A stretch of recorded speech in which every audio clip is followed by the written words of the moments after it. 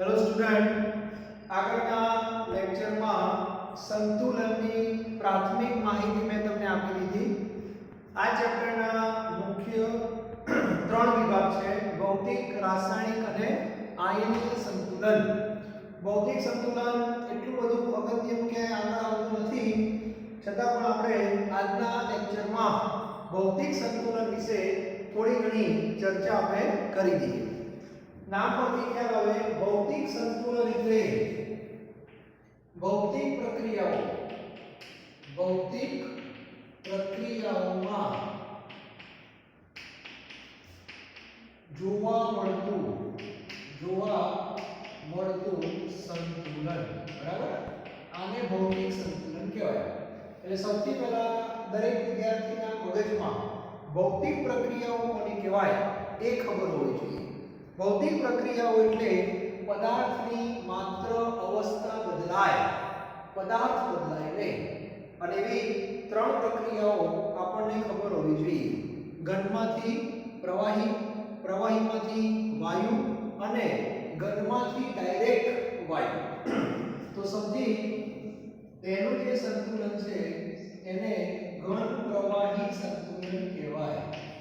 બરાબર, એટલે પહેલા લેક્ચરમાં મેં તમને બધી જ માહિતી બેઝિક આપી દીધી છે કે જ્યારે કોઈ પ્રક્રિયા થાય એટલે શરૂઆતમાં પુરોગામીનો વેગ દર વધુ હોય, એટલે આ પ્રક્રિયામાં ઘનમાંથી પ્રવાહી બનવાની પ્રક્રિયાનો દર વધારે હોય અને પ્રવાહીમાંથી ઘન બનવાની પ્રક્રિયાનો દર ઓછો હોય શરૂઆતમાં, એવું આપણે વિચારી શકીએ. બરાબર, અને અમુક સમય પછી આ પ્રક્રિયા વધતી તો છે જ, અને અમુક સમય પછી ઘનમાંથી પ્રવાહી અને પ્રવાહીમાંથી ઘન બનવાનો દર કેવો થઈ જાય? સમાન થઈ જાય. અને આવા સંજોગોમાં અમુક રાશિ જે છે એ અચળ રહેતી હોય છે. બરાબર, આવું બધું આપણે પહેલા લેક્ચરમાં ચર્ચા કરેલી છે. તો આનું એક ઉદાહરણ જો આપણે આપવું હોય તો આપી શકાય H2O સોલિડ અને એમાંથી H2O લિક્વિડ. સોલિડ એટલે સમજી શકો છો તમે બરફ, બરાબર, અને લિક્વિડ એટલે પાણી. આમાં એવું સમજાવવા માંગે છે કે ધારો કે આપણી પાસે આ એક સારી ગુણવત્તાવાળો ખરગોશ છે, સારી કંપની, મિલ્ટન કે ગમે તે, બરાબર, જેની દિવાલ ઉષ્માની શું છે? અવાહક છે, એવું આપણે વિચારીએ. એટલે ઉષ્માની અવાહક છે એનો અર્થ એવો થયો કે આ એક નિરાળી પ્રણાલી જેવું કહી શકાય કે જ્યાંથી પ્રણાલી અને પર્યાવરણની વચ્ચે ઉષ્માની કે દ્રવ્યની આપલે થતી નથી. તો આ એક સરસ મજાનું થર્મોસ છે. આ થર્મોસની અંદર આપણે H2O સોલિડ ભરેલો છે, એટલે આને શું કહેવાય? બરફ કહેવાય. બરાબર, અને ઉપર H2O લિક્વિડ છે, એટલે આ શું છે? પાણી છે. બરાબર, તો આવી એક કાલ્પનિક આપણે રચના વિચારવાની છે કે સારી ગુણવત્તાવાળા થર્મોસમાં બરફ અને પાણીને તમારે ભેગા કરી દેવાના છે. બરાબર, અને તાપમાન જે છે એ 0 ડિગ્રી તમારે રાખવાનું છે. 0 ડિગ્રી એટલે 273 કેલ્વિન. બરફ જે છે એ 0 ડિગ્રી અંદર હોય અને આ બહારનું જે ટેમ્પરેચર છે એ પણ તમારે એટલું જ સેટ કરી રાખવાનું, 0 ડિગ્રી એટલે કે 273 કેલ્વિન. બરાબર, હવે એવું સમજાવવા માંગે છે કે આની અંદર સંતુલન સ્થપાયેલું હોય છે. આની અંદર શું સ્થપાયેલું હોય? સંતુલન સ્થપાયેલું એનો અર્થ એવો થાય છે કે તમે દર કલાકે પાણી અને બરફ બંનેનું જો દળ માપશો કે મિત્રો બરફ આપણે આટલો લીધો તો ધારો કે 10 ગ્રામ અને પાણી ધારો કે લીધું તો આપણે 20 ગ્રામ, એક ઉદાહરણ છે. તો દર કલાકે તમારે બંનેના દળ માપવાના. તો બરફ જે છે એ 10 ના 10 જ હશે અને પાણી જે છે 20 ના 20 જ હશે, એટલે એમના દળમાં કોઈ પણ પ્રકારનો ફેરફાર થતો નથી. બીજું કે બરફમાંથી પાણી બનવાની પ્રક્રિયા પણ ચાલુ હોય છે અને પાણીમાંથી બરફ બનવાની પ્રક્રિયા પણ ચાલુ છે. એટલે એવું સમજાવવા માંગે છે કે બરફના 5 અણુ જો પાણીમાં જતા હોય તો પાણીમાંથી 5 અણુનું રૂપાંતર બરફમાં થતું હોય છે, એટલે સંઘનન કહેવાય. એને એક પ્રકારનું શું કહેવાય? સંઘનન. એટલે ઘનમાંથી પ્રવાહી એને ગલન કહેવાય. ઘનમાંથી પ્રવાહીને શું કહેવાય? ગલન. અને પ્રવાહીમાંથી ઘનને શું કહેવાય? સંઘનન. એટલે બંનેનો જે દર કહેવાય ગલનનો દર અને બાષ્પનો દર બંને કેવા થઈ જાય છે? સરખા થઈ જાય છે. આવું આપણે વિચારવાનું છે, બરાબર? અને આ રીતે આ સંતુલનનો અભ્યાસ કરી શકાય છે. અને આ 0 ડિગ્રી જે છે, 0 ડિગ્રી એને બરફનું શું કહેવાય છે? ગલન બિંદુ કહેવામાં આવે છે. અને આખી આ જે પ્રક્રિયા છે એ અચળ દબાણે કરવામાં આવે છે. અને અચળ દબાણ એટલે બાહ્ય દબાણ 1 બાર, બરાબર? એટલે 1 બાર દબાણે આની અંદર સંતુલન સ્થપાઈ ગયું હોય. હા, તમે જો આ દબાણ બદલો, બાહ્ય દબાણ જો બદલવામાં આવે જે તે કારણસર 0 ડિગ્રી ટેમ્પરેચર છે બદલાઈ જાય છે. એટલે આની અંદર દરેક વિદ્યાર્થીએ આટલું યાદ રાખવાનું છે. ધ્યાન આપજો એમસીક્યુ માટે તમારે આટલું યાદ રાખવાનું, ઉપરોક્ત સંતુલનમાં અચળ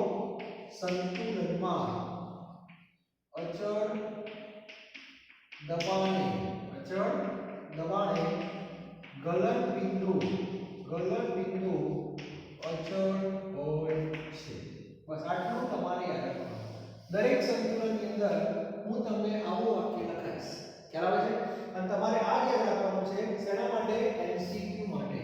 એટલે આજે તમને પરીક્ષાની અંદર એવો પ્રશ્ન પૂછાય કે ભાઈ ઘન અને પ્રવાહી, ઘન પ્રવાહી સંતુલનમાં કઈ રાશિ, ધ્યાન આપજો પ્રશ્ન વ્યવસ્થિત સાંભળી લેજો એકવાર. ઘન પ્રવાહી સંતુલનમાં કઈ રાશિ કઈ પરિસ્થિતિમાં અચળ હોય? તો કઈ રાશિ અચળ હોય? ગલન બિંદુ. અને કઈ પરિસ્થિતિમાં? તો અચળ દબાણે. અને એક વસ્તુ યાદ રાખજો, સંતુલન એકવાર આવ્યા પછી એને તમે ધારો તો બદલી શકો છો. એના માટે પરિસ્થિતિ શું કરવી પડે? બદલવી પડે. તો આની અંદર જો તમે બાહ્ય દબાણ બદલશો ને તો ગલન બિંદુ પાછું શું થઈ જાય? બદલાઈ જાય. તો તમને આ જે 0 ડિગ્રી કિંમત મળે છે એ 1 બાર દબાણ મળે છે. અને કેમિસ્ટ્રીમાં જેટલા પણ ઘન પદાર્થો છે દરેકના ગલન બિંદુ નિશ્ચિત છે, પણ એ ગલન બિંદુ એટલે એક પ્રકારનું તાપમાન, એ ગલન બિંદુ નિશ્ચિત દબાણે હોય છે. એટલે કેમિસ્ટ્રીની બુકમાં જેટલા પણ ઘન પદાર્થો છે દરેકના ગલન બિંદુ જો તમને આપેલા હોય તો બાજુમાં લખેલું હોય છે કે આ ગલન બિંદુ કયા દબાણે, તો લખેલું હશે 1 બાર દબાણે અથવા 1 વાતાવરણ. બે કિંમત લગભગ સરખી છે, થોડું વેરિએશન આવે છે. 12 ની અંદર 1.013 બાર એવું કંઈક છે, તો રૂટીનમાં 1 બાર એવું બોલવામાં આવે છે. ઓકે, તો આમાં વધારે મગજ દોડાવવાનું નથી, ખાલી આટલું થોડું યાદ રાખવાનું છે બસ. શરૂઆતમાં મેં વાક્ય કીધું કે રિપીટ થાય. શરૂઆતમાં આ દર વધારે હોય, આ દર ઓછો હોય, આ દર વધારે હોય, આ દર ઓછો હોય, આ દર વધારે હોય, આ દર ઓછો હોય. અને સંતુલન આવે ત્યારે બંને દર કેવા થઈ જાય? સરખા થઈ જાય. 5 સ્ટેપ આગળ, 5 સ્ટેપ પાછળ. એ સ્થિતિ સુધી તમારે પહોંચવાનું છે. ખ્યાલ આવ્યો? તો એકદમ સરળ છે, બહુ વધારે મગજ દોડાવવાની જરૂર નથી. આ યાદ રાખો જે હું લખું છું એ જ તમારે ખાસ નોંધ કરવાની, બરાબર? એટલે લખી નાખજો ઘન પ્રવાહી. ચાલો, એટલે કઈ રાશિ અચળ થાય આપણે લખીએ છીએ, બરાબર?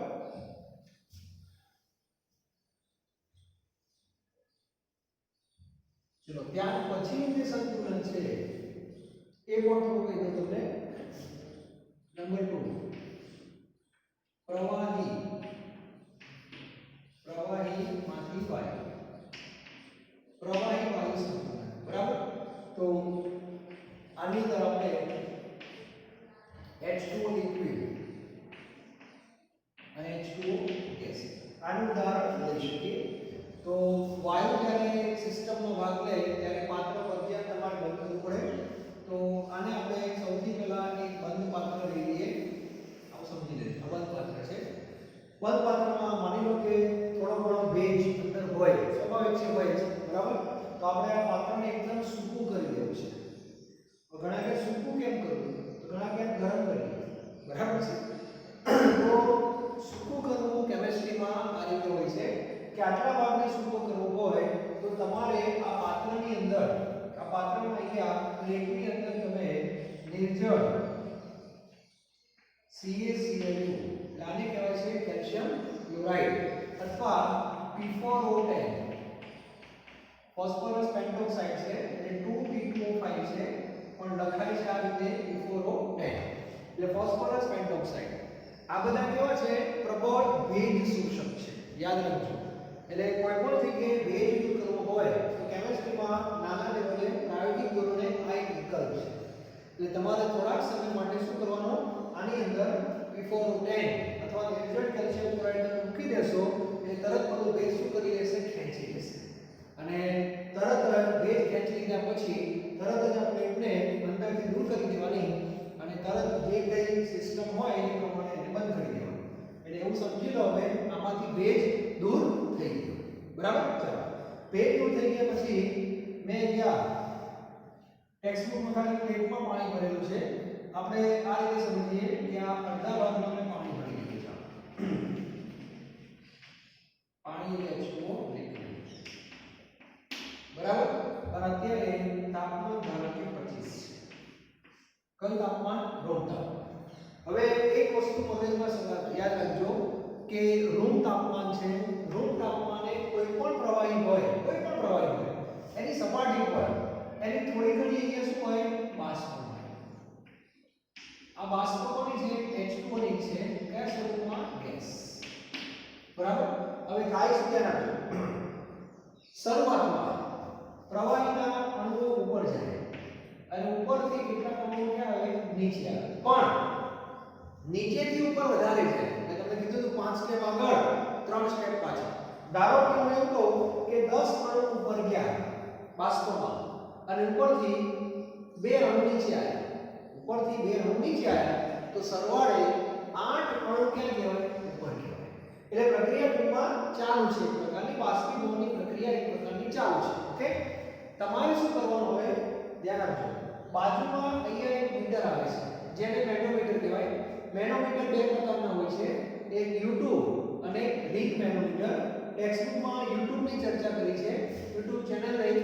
આની અંદર આપણે રિંગ મેનોમીટર ખાલી તમને બતાવી દઉં.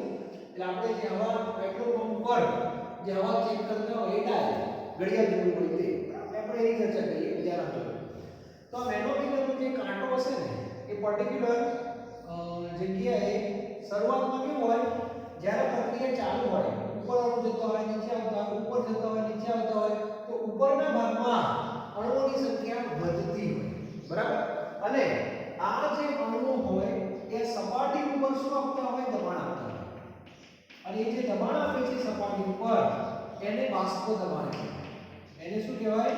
બાષ્પ દબાણ. કોનું બાષ્પ દબાણ? પાણી. એટલે pH પાણીની બાષ્પ છે.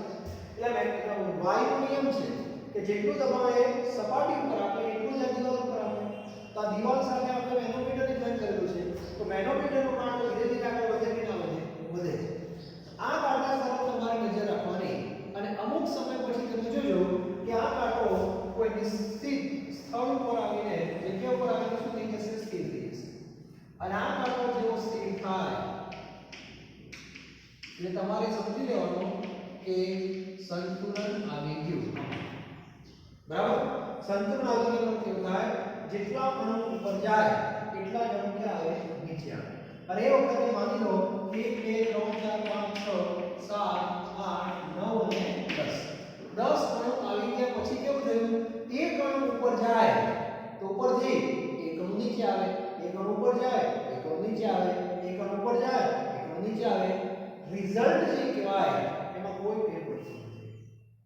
તો આને સંતુલન કહેવાય. તો આમાં કઈ રાશિ અચળ છે?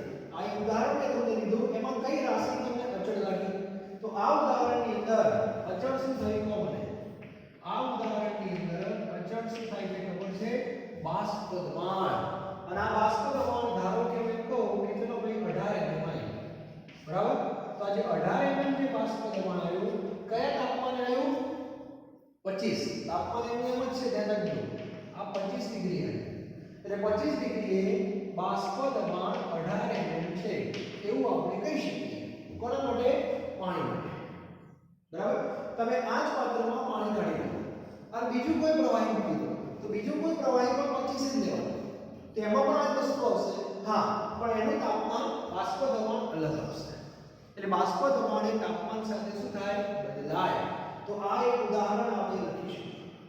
ઘણા કે સાહેબ આપણે પાણીને ગરમ કરીએ તો કરાય? શું થાય કહો? ધારો કે તમે પાણીને ગરમ કરો છો. આ પાણીને ગરમ કરી 25 થી અને 25 થી ગરમ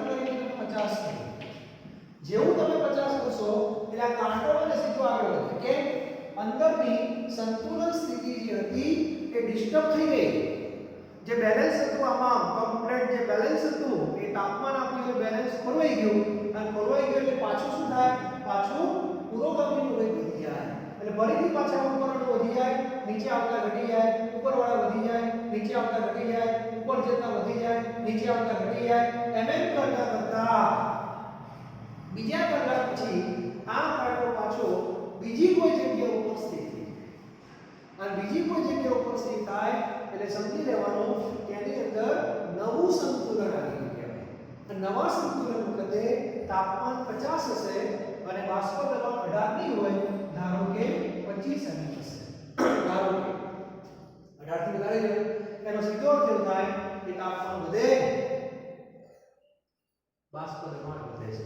અને એક અંદરની વાત કહી દઉં, જ્યારે તમે પાણીનું તાપમાન 100 કરો છો એ વખતે પાણીનું બાષ્પ દબાણ 760 mm જેટલું થાય છે, અને 760 mm એટલે એક વાતાવરણ, બરાબર.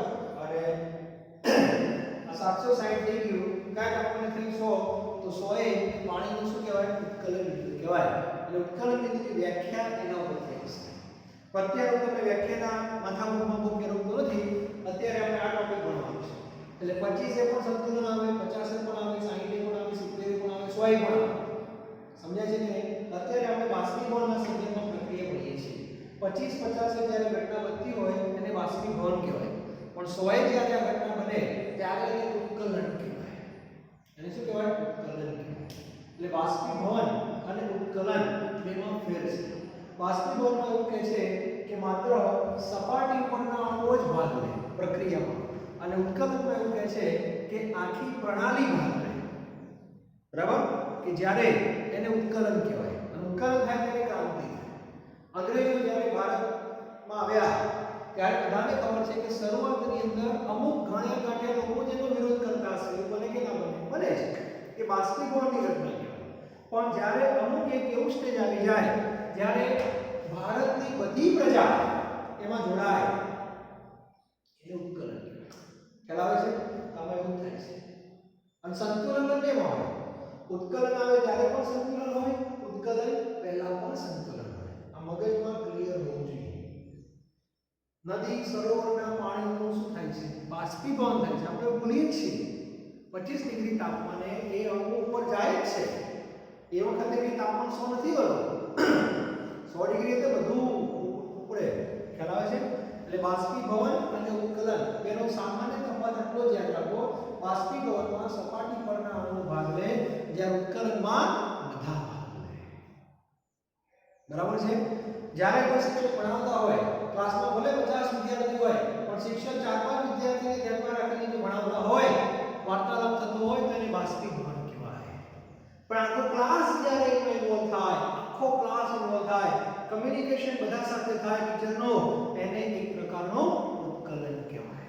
સમજાય છે આ વસ્તુ? તો એ વસ્તુ આપણે અહીંયા સમજવાની છે. તો સંતુલનની અંદર બે શબ્દો એટલા માટે મારે આપવા પડ્યા કારણ કે આ પ્રવાહી વાયુ સંતુલન છે. બાષ્પીભવનને પણ પ્રવાહી વાયુ સંતુલન જ કહેવાય અને ઉત્કલનને પણ પ્રવાહી વાયુ સંતુલન જ કહેવાય. બંને કિસ્સામાં કઈ રાશિ અચળ હોય? બાષ્પ દબાણ કઈ પરિસ્થિતિમાં? અચળ તાપમાને. ક્લિયર? તો યાદ રાખવાનું શું લખવાનું? અહીં અચળ તાપમાને પ્રવાહીનો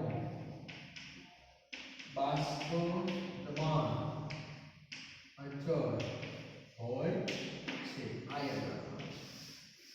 એનો સીધો અર્થ એવો થયો કે જો તમે તાપમાન બદલશો બાષ્પ દબાણ શું થશે? બદલાશે. ખ્યાલ? આમાં વધારે ફોકસ આપીને કાકાનો ઉપયોગ આપણે ધોરણ 12 ની અંદર કરવાનો છે એટલા માટે. બરાબર? તો દરેક વિદ્યાર્થીને આ ખબર હોવી જોઈએ. આના ઉપરથી તમે ઉત્કલન બિંદુની વ્યાખ્યા પણ આપી શકો. તો જે વિદ્યાર્થીને રસ હોય તો ઉત્કલન બિંદુની લેટેસ્ટ વ્યાખ્યા લખો. જૂની વ્યાખ્યા બધાને ખબર છે કે જે તાપમાને પ્રવાહીનું બાષ્પમાં રૂપાંતર થાય તે તાપમાને તે પ્રવાહીનું ઉત્કલન બિંદુ કહેવાય. તો 25 ને કહેવાય? તો 25 એ બાષ્પમાં રૂપાંતર થતું? ના. એટલે વ્યાખ્યા આમ ખોટી કહેવાય. તો વ્યાખ્યા એ લખાય જે તાપમાને પ્રવાહીનું બાષ્પ દબાણ, લખો સારી વ્યાખ્યા છે.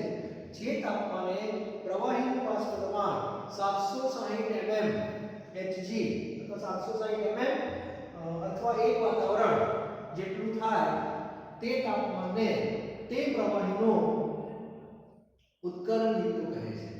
એટલે ઉત્કલન બિંદુની વ્યાખ્યા તમારે આ રીતે આપવાની છે. ક્લિયર? ચલો આની ચર્ચા આગળ પણ કરશું આપણે. બાષ્પ દબાણ વિશે શું માહિતી છે એ ચર્ચા આપણે કરીશું. ચલો ત્યાર પછી ત્રીજું સંતુલન ઉર્ધ્વપાતન, જેમાં બહુ ખાસ છે નહીં, બરાબર. એમાં ઘનમાંથી ડાયરેક્ટ શું બને? વાયુ બને છે. એટલે ત્રીજું સંતુલન ઘન એમાંથી વાયુ. દાખલા તરીકે ઉદાહરણ આપશું આપણે I2 સોલિડ અને I2 ગેસ, બરાબર. આ બંધ પાત્ર છે. બંધ પાત્રની અંદર તમારે I2 સોલિડ લઈ લેવાનો. I2 સોલિડ અહીંયા તાપમાન ધારો કે 25 છે, બરાબર. એટલે સોલિડ જે છે એની બાષ્પ બહાર આવશે અને બાષ્પ જે છે એ I2 ગેસ. અને બાષ્પ જે છે એ બાષ્પનો રંગ ધારો કે શોધીએ તો રંગ માની લો કે જાંબલી છે. આવું ખાલી ઉદાહરણ છે, એક્ઝેક્ટલી યાદ રાખવાનું રહેશે. હવે I2 ના અણુઓ આમાં જશે એટલે ધીરે ધીરે જાંબલી રંગ જે છે એની તીવ્રતા શું થાય? ધીરે ધીરે વધતી જાય. આખું જે આ પાત્ર હોય, આખું જે આ પાત્ર છે એ તમારે પારદર્શક લેવાનું. એટલે જાંબલી રંગ તમને બહારથી પણ દેખાય. એટલે ધીરે ધીરે તમે જોશો ને તો જાંબલી રંગની તીવ્રતા વધતી જશે. જાંબલી રંગની તીવ્રતા વધે છે એનો અર્થ એવો થયો કે ઉપરની દિશામાં પ્રક્રિયાનો દર વધારે છે અને નીચેની દિશામાં પ્રક્રિયાનો દર ઓછો છે. અને આવું થોડાક સમય સુધી ચાલશે. કલાક પછી તમને એવું લાગશે કે આ જાંબલી રંગ જે છે એની તીવ્રતા શું થઈ જાય? અચળ થઈ જાય. પછી એ તીવ્રતા વધે પણ નહીં, ઘટે પણ નહીં. એનો સીધો અર્થ એવો થાય જેટલા અણુ ઘનમાંથી વાયુમાં જાય એટલા જ અણુ વાયુમાંથી ઘનમાં આવે અને આ બંને વચ્ચે સંતુલન સ્થપાઈ જાય છે. 5 સ્ટેપ ઉપર 5 સ્ટેપ નીચે. ખ્યાલ આવ્યો? તો એ પણ આપણે આમાં કહી શકીએ. તો આની અંદર તમારે ઉદાહરણના સંદર્ભમાં જો લખવું હોય તો લખી શકાય અચળ તાપમાને રંગની તીવ્રતા અચળ હોય છે. આ એક ઉદાહરણ. અચળ તાપમાને રંગની તીવ્રતા અચળ હોય છે. તો આ એક ઉદાહરણ આપણે લખી શકીએ. બીજું ઉદાહરણ છે કપૂર. કરીના કપૂર નહીં, બરાબર. અને અહીંયા એની બાષ્પ એક ઉપર પાત્ર કેવું લેવું પડે? બંધ લેવું પડે. પછી એક ઉદાહરણ છે NH4 એમોનિયમ ક્લોરાઇડ. એનું પણ ડાયરેક્ટ બાષ્પમાં રૂપાંતર થતું હોય છે. તો આપણે ઉદાહરણમાં તમે લખી શકો છો, બરાબર. આની અંદર સુગંધની વાત આવે, આની અંદર પણ રંગની વાત આવી શકે છે. તો કંઈ પણ રીતે તમે સમજાવી શકો છો. તો ત્રીજું સંતુલન ઘન અને વાયુ. તો આ ત્રણ સંતુલન આપણા મુખ્ય પૂરા થઈ ગયા જે ભૌતિક પ્રક્રિયાઓમાં ગણાય છે. બીજા બે તમને સમજાવી દો, એ પણ ભૌતિક જ છે.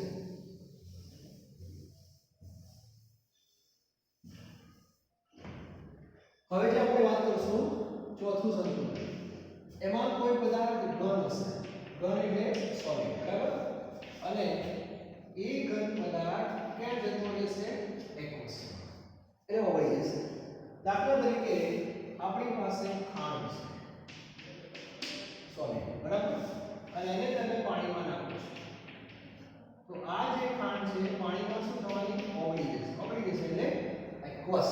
હવે આનો અભ્યાસ તમે રૂટીનમાં કર્યો હશે કે ધારો કે તમે આ બીકર છે, આ બીકરની અંદર તમે શું ભરી દીધું? પાણી. બીકરમાં શું ભરી દીધું? પાણી ભરી દીધું. તાપમાન ધારો કે 25 છે. પાણીનો જથ્થો પણ ફિક્સ કરી દીધો આપણે, ધારો કે 100 ગ્રામ. આ બધું ફિક્સ કરી દીધું, બરાબર. ચલો હવે તમે આની અંદર ખાંડ નાખવાની શરૂઆત કરો. પહેલા તમે માની લો કે 1 ગ્રામ ખાંડ નાખી. કેટલા ગ્રામ નાખી? 1 ગ્રામ. ચમચીથી હલાવી દીધું. ખાંડ શું થઈ ગઈ? ઓગળી ગઈ. એટલે પ્રક્રિયા કઈ દિશામાં થઈ ગઈ? પુરોગામી. પછી ફરી 1 ગ્રામ નાખી એટલે 2 ગ્રામ, એ પણ ઓગળી ગઈ. 3 ગ્રામ, 4 ગ્રામ અને 5 ગ્રામ. 5 ગ્રામ ખાંડ નાખી ત્યાં સુધી અંદર ઓગળી ગઈ. પછી શું થાય છે ધ્યાન આપજો. એના પછી પાણીની જે કેપેસિટી હોય પૂરી થઈ ગઈ. એટલે આપણે એવું બોલીએ છીએ, બધાને ખબર છે કે હવે દ્રાવણ કેવું થઈ ગયું? સંતૃપ્ત થઈ ગયું, આપણે એવું બોલીએ છીએ. અને દ્રાવણ જ્યારે સંતૃપ્ત થઈ જાય ત્યારે આપણે જે વધારાની જો ખાંડ નાખશું તો એ ઓગળતી નથી અને એમના એમ પડી જાય, ઓગળ્યા વગરની પડી જાય. આનો મીનિંગ શું છે કહેવાય? આનો મીનિંગ એવો થાય છે કે અંદર સંતુલન સ્થપાઈ ગયું.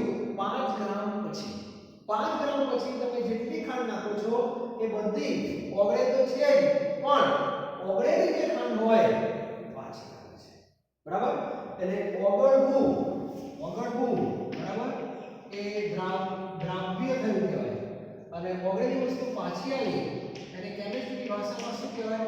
સ્ફટિકીકરણ કહેવાય. શું કહેવાય? સ્ફટિકીકરણ. એટલે દ્રાવ્યતા અને સ્ફટિકીકરણ આ બંનેનો દર જે છે એ સરખો થઈ જાય. બરાબર? આપણે એવું બોલીએ છીએ રૂટીનમાં કે હવે ખાંડ ઓગળતી નથી, પણ એવું નહીં બોલવાનું. સંતૃપ્ત દ્રાવણ બન્યા પછી એવું બોલવાનું કે જેટલી ખાંડ ઓગળે છે એટલી જ શું આવે છે? બહાર આવે છે. બરાબર? એટલે આનો પ્રશ્ન આવશે કઈ રાશિ અચળ? ધ્યાનથી લખું છું, યાદ રાખો. આમાં પણ અચળ તાપમાન, અચળ તાપમાને દ્રાવ્યતા અચળ હોય છે. દ્રાવ્યતા એટલે એક પ્રકારની સાંદ્રતા કહેવાય છે, તો દ્રાવ્યતા શબ્દ વાપરી શકાય. બરાબર? એટલે અચળ તાપમાને દ્રાવ્યતા શું હોય? અચળ હોય છે. એટલે આની અંદર 5 ગ્રામ તમે જે નાખીએ મેક્સિમમ થઈ ગઈ એટલી દ્રાવ્ય થઈ. બરાબર? એના ઉપર દ્રાવ્ય નથી. એનો અર્થ એવો થાય કે 5 ગ્રામ જે છે એને અચળ છે. એટલે એની કેલ્ક્યુલેશન હોતું નથી, એટલે ખાલી શબ્દો પકડજો. હવે ઘણા એમ કહે કે સાહેબ મારી હજુ વધારે ખાંડ ઓગળવી છે, ગમે તે થાય તો ઓગાળી શકાય. કઈ રીતે કહો? તેના માટે આ દ્રાવણને શું કરવું પડે? ગરમ કરવું પડે. જેવું તમે દ્રાવણને ગરમ કરશો એટલે સંતુલન સ્થિતિ પાછી ગઈ, એટલે પાછી ખાંડ શું થશે? ઓગળવાનું સ્ટાર્ટ કરી દેશે. પણ અમુક સમય પછી એની પણ એક લિમિટ આવશે. હા કે ના? એની પણ એક લિમિટ આવશે અને લિમિટ આવશે અને પાછું નવું સંતુલન આવે. એટલે આવું સતત ને સતત ચાલ્યા જ કરે. સંતુલન આવે એની ડિસ્ટર્બ પણ કરી શકાય, પાછું નવું સંતુલન આવે, ગમે તો રાખવાનું, ન ગમે તો પાછું ડિસ્ટર્બ કરવાનું, અને એ બધું કામ આપણા હાથમાં છે. બરાબર? પણ એના માટે જે તે રાશિ તમારે શું કરવી પડે? બદલવી પડે. કે તમારે આ રિઝલ્ટ તમને મળ્યું કે અચળ તાપમાને મળ્યું છે. હવે દ્રાવ્યતા જો વધારવી છે તો તાપમાન તમારે બદલવું પડે. બરાબર છે? તો એ રીતે આપણે કામ કરી શકીએ. તો આમાં પણ મગજમાં ફિટ કરી દેજો કઈ રાશિ કઈ પરિસ્થિતિમાં અચળ, તો દ્રાવ્યતા જે છે એ અચળ તાપમાને શું હોય? અચળ હોય છે. તેનો ઉલ્લેખ આપણે આની અંદર કરી શકીએ. ઘન સોલિડ, એમાંથી ઘન એક્વસ, સોલિડ માંથી એક્વસ. આ ઓગળેલી છે અને નથી ઓગળેલી છે, અને બંને વચ્ચે એક પ્રકારનું સંતુલન છે. ઓકે? તાવડો. અને ભૌતિક સંતુલનમાં એક છેલ્લું લઈ લો, લાસ્ટ. બરાબર?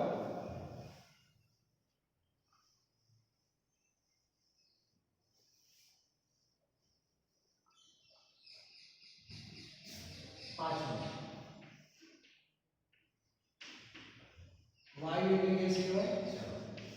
અને વાયુ દ્રાવણમાં ઓગળી ગયો એટલે એને શું કહેવાય? એક્વસ. દાખલા તરીકે કાર્બન ડાયોક્સાઇડ.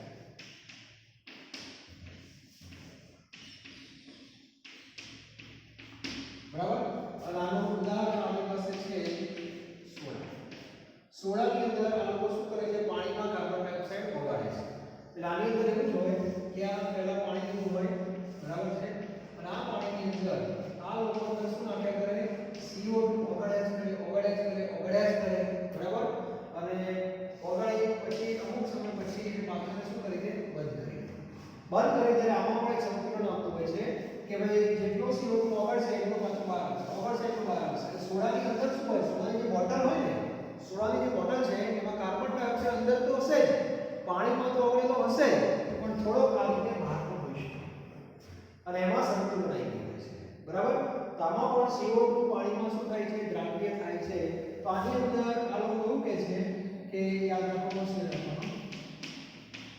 યાદ રાખો, એમાં અચળ તાપમાને CO2 aqueous અને CO2 ગેસ નો ગુણોત્તર અચળ CO2 aqueous અને CO2 ગેસનો ગુણોત્તર અચળ હોય છે એટલે કેટલો CO2 અંદર છે અને કેટલો બહાર છે એ રાશિ જે છે ગુણોત્તર એ અચળ હોય છે અને અચળ તાપમાને અને આ રાશિ તમે બદલી શકો છો શું બદલીને તાપમાન બદલીને એટલે મોટા ભાગની રાશિ તમે જોજો તાપમાન ઉપર આધારિત છે બરાબર એટલે આવા પાંચ ઉદાહરણો એક્સેસમાં બહુ લાંબી વાર્તાઓ કરેલી છે વાંચવાની પણ એનો જે સાર છે એ ખબર હોવી જોઈએ બરાબર સાર ખબર હોવી જોઈએ કે શું કહેવા માંગે છે તો પાંચ પ્રક્રિયા મેં તમને આપી છેલ્લી બે દ્રાવ્યતાની કહેવાય પહેલી ત્રણ ગલન બાષ્પને ઉર્ધ્વપતન ગલનમાં યાદ રાખવાનું અચળ દબાણે ગલન બિંદુ અચળ હોય બાષ્પમાં યાદ રાખવાનું અચળ તાપમાને પ્રવાહીનું બાષ્પ દબાણ અચળ હોય છે દરેક પ્રવાહીના બાષ્પ દબાણ અલગ હોય ત્રીજું અચળ તાપમાને રંગની તીવ્રતા અચળ હોય છે ચોથામાં અચળ તાપમાને દ્રાવ્યતા અચળ હોય છે